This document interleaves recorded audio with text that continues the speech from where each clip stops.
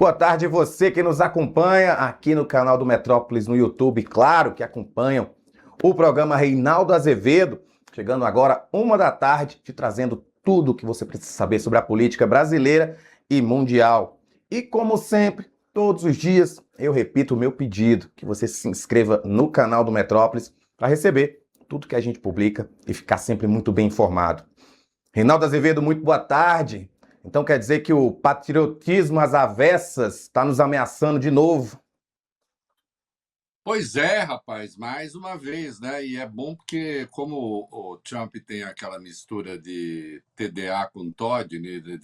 de transtorno de desvio de atenção, com o opositor, o transtorno opositor, né? Desafiador. Então, na mistura das duas coisas, ele não entendeu nada, ele pegou tudo pela metade, misturou tudo, inventou uma personagem que não existe, né, que é um tal de Bolsonaro Júnior, que é uma coisa pavorosa, porque seria mais um Bolsonaro, já chega, né, a família já está estado faz tempo. Não existe esse. Mas, enfim, acho que as intenções se revelaram. Vai ver, é um esforço para ver se o Lula ganha no primeiro turno, né? Não sei. Vamos discutir isso. E também tem operação, um novo desdobramento aí do caso Master, agora chegando a Jacques Wagner. Já havia chegado, agora chega por intermédio mesmo de uma operação oficial. E aqui eu vou dar um furo. Rafa, o jornalismo também tem o chamado furo de enfoque, né? Eu vou trazer um furo de enfoque. Eu tenho um furo de enfoque. Se eu não exibi-lo aqui, você me cobra. Tem um furo de enfoque importantíssimo. Está na cara de todo mundo, mas o titio percebeu primeiro, né? Às vezes o diabo é diabo porque é velho, não porque é sábio. É isso. É isso, Reinaldo. Ontem, numa conversa com jornalistas, o presidente dos Estados Unidos, o Donald Trump, ele disse que as autoridades do Brasil jogam pesado, mas que ninguém joga mais pesado que os Estados Unidos. Essa fala teve um tom de ameaça. O Trump comentou a condenação do Eduardo Bolsonaro por coação no custo do processo e claramente ele se confundiu e achou que estava falando do Flávio. Vamos acompanhar essa declaração. How was your interaction here in Evian during the G7 with the Brazilian President Lula? Did you talk about the new U.S. tariffs on Brazil? Did you talk about the U.S. designation of criminal gangs as terrorists? We did. How was it? I spent a lot of time with him, actually, and it's become a little rough country, right? Politically, it's been a little dangerous politically. You're talking about Brazil. Yeah, it's been nasty. I hear they arrested somebody that's running for office today. I found that out after we left. I just said goodbye to him, and I heard that they arrested the Bolsonaro Jr. He was doing well in the polls, and they arrested him because he made a statement in Texas. They arrested him, or they want to arrest him. They have something out for his arrest. No, they play pretty tough. But nobody plays tougher than the United States. Look, our elections are totally rigged. We have rigged elections.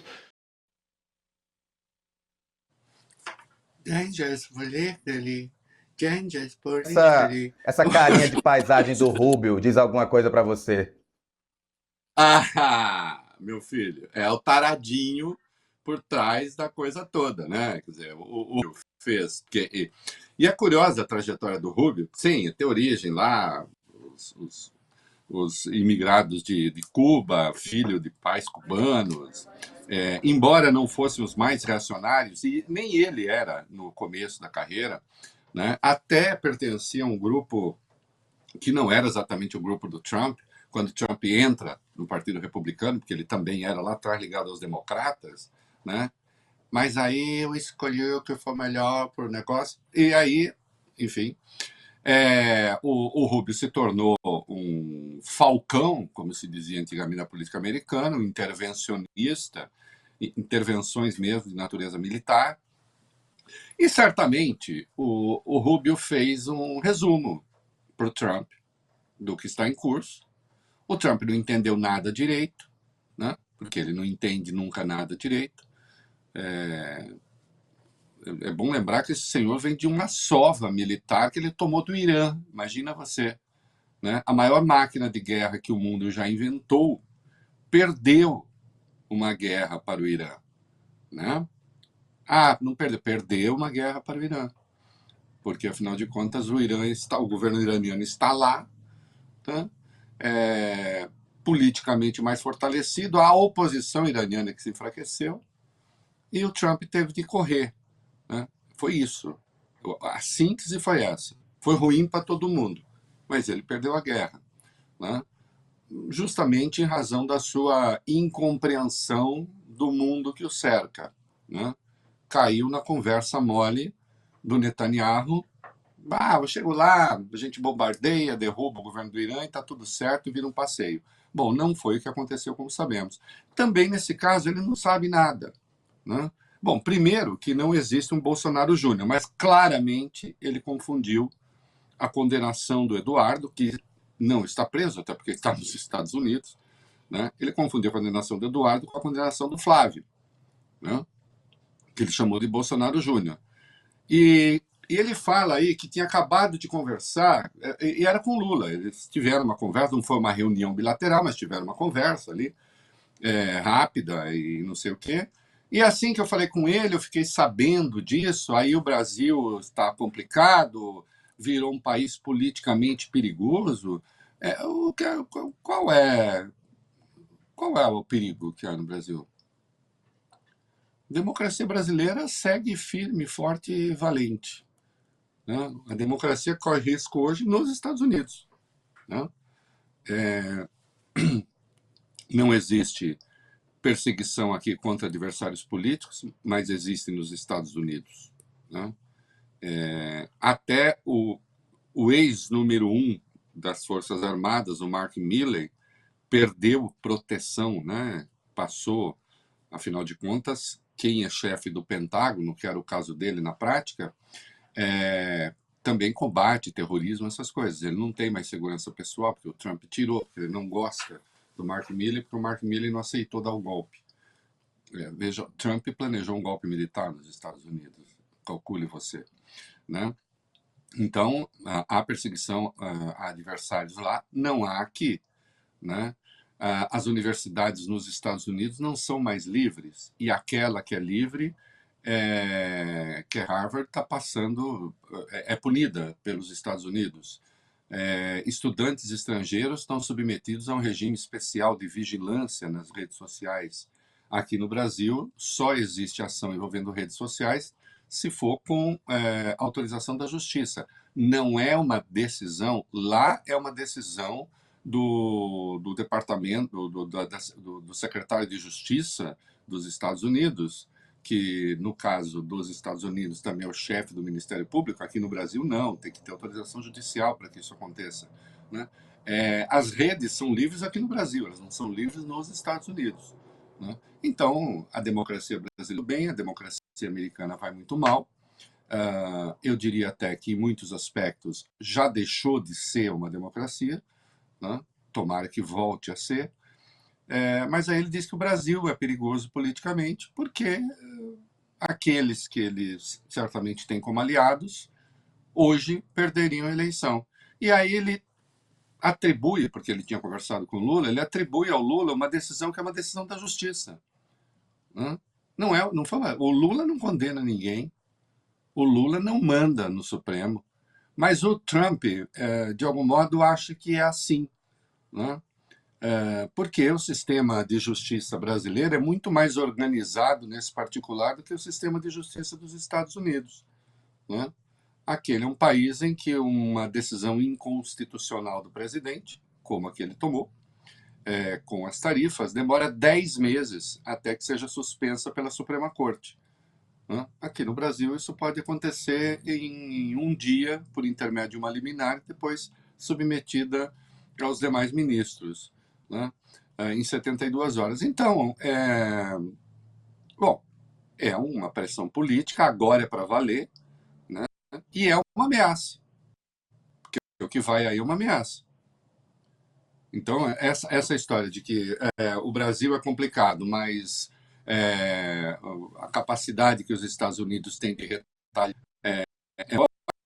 Quando ele isso, ninguém joga pesado que os Estados Unidos, E o Brasil estaria jogando pesado em quê? Porque condenou alguém que pratica coação no curso do processo? Né? Então, visível mudança de ânimo. Não sei se é uma mudança de ânimo, na verdade a coisa é ciclotímica. Isso no Trump se apontou desde sempre. O Lula foi lá, foi bem recebido, foi bem tratado, apresentou seus pleitos. A gente viu que os Estados Unidos tomaram as medidas que eles tinham anunciado há um ano, né? Havia um ano, eles reiteraram as medidas. Né? Sim, agora tem o prazo para apresentar as explicações, não vai adiantar nada. Né? Aí, Rafael, eu escrevi ontem, né? E até fiz uma ilustração bonitinha, dizendo assim que todos os gatos ou todos os ratos são pardos lá no Salão Oval quando se trata de vender os interesses brasileiros. Né? E tem lá um gato cor de laranja com uma de ratinho lhe fazendo... que é o que, na prática, acontece. O Donald Trump está escolhendo um lado. Eu, sinceramente, seja ruim para o Lula. Eu até brinquei, apelando a Machado de Assis, né, que falava sobre usar a pena da galhofa e a tinta da melancolia. Eu digo que eu uso a pena da galhofa, mas a tinta da melancolia não, porque melancolia, para mim, são só questões de outra natureza. Né? O que envolve vida pública não tem que ser visto com melancolia. Com alguma galhofa, sim. Né? Deixa melancolia para questões subjetivas e mais graves e mais sérias. Tá aí, olha que ilustração bonitinha. A inteligência artificial com a minha burrice natural produz coisas bacanas, Rafael. Então, o que nós temos, e a direita detesta que assim seja, a extrema-direita, mas o fato, a eleição brasileira volta a ser, e acho que desde sempre era, né, um confronto entre democracia e não democracia. Né? Isso é porque você quer dizer que o PT é democrático e o Flávio não é. Não, eu não quero dizer.